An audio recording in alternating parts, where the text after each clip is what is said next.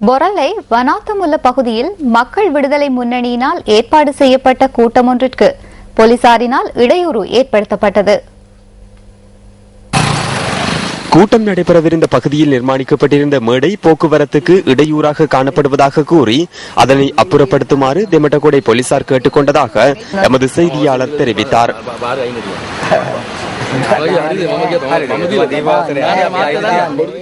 அதனைத் தொடர்ந்து தேர்தல்கள் ஆணையாளரின் உத்தரவுக்கு அமைவாக அந்த பகுதிக்கு வருகை தந்த அதிகாரி குறித்த இடத்தை பார்வையிட்டதன் பின்னர் கூட்டத்தை நடத்துவதற்கு அனுமதி வழங்கியுள்ளார். கொழும்பு மாநகர சபை தெமட்டகொடை போலீஸ் நிலைய பொறுப்பதிகாரி ஆகியோரின் அனுமதியுடன் கட்டணம் செலுத்தப்பட்டே இந்த கூட்டம் ஏற்பாடு செய்யப்பட்டிருந்தது. அனுமதி பெற்றதற்கான பற்றுச்சீட்டே இது. ஆளும் தரப்பினர் பலாமர சந்தியை முழுமையாக மறித்து கூட்டத்தை நடத்தினர். அந்த சந்தர்ப்பத்தில் இந்த வேண்டுகோள் விடுக்கப்பட்டதா?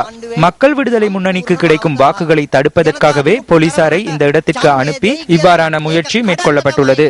අද පොලිසිය වල මේ අද ජනතාව දැනුවත් කිරීමේ රැස්වීම නවත්තන්න හැදුවේ